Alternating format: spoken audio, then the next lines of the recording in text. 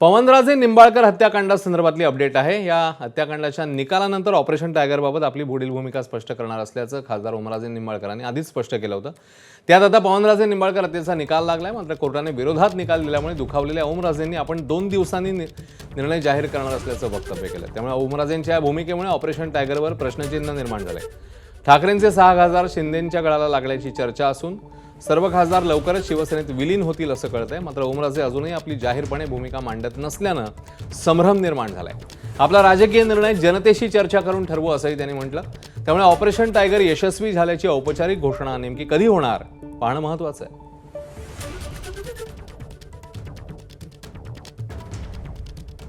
मी कालपासूनही सांगतोय की मी माझ्या मतदारसंघात गेल्याच्या नंतर माझ्या सर्वसामान्य जनतेने त्या ठिकाणी माझ्या जनतेशी चर्चा करून माझा जो काही तो राजकीय निर्णय ठरवेल। काय मग 2022ला ज्यावेळेस सेना फुटली मग त्यावेळेस पण निकालासाठी मला जाता आलं असतं ना।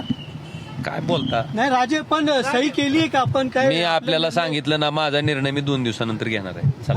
मी उद्धवजी बद्दल आणि आदित्य साहेबाबद्दल मी अजिबात कुठल्याही प्रेसला काही बोललेलो नाही।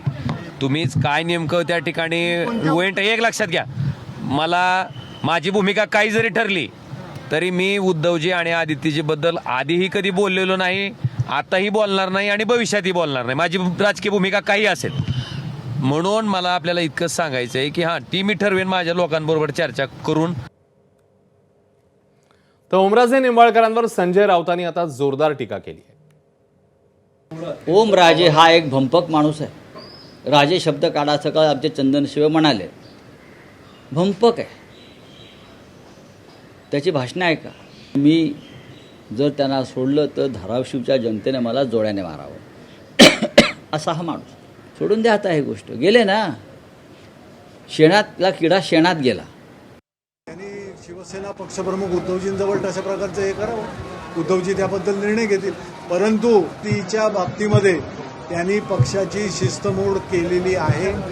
त्यांनी त्या प्रकारचं अजिबात पक्षाने घेतलेल्या त्या निर्णयावर, त्या मीटिंगवर त्यांनी एक प्रकारचा बहिष्कारच टाकला होता आणि ते आलेले नव्हते। त्यावरून त्यांनी पक्षशिस्तीचा भंग तर केलेला आहे।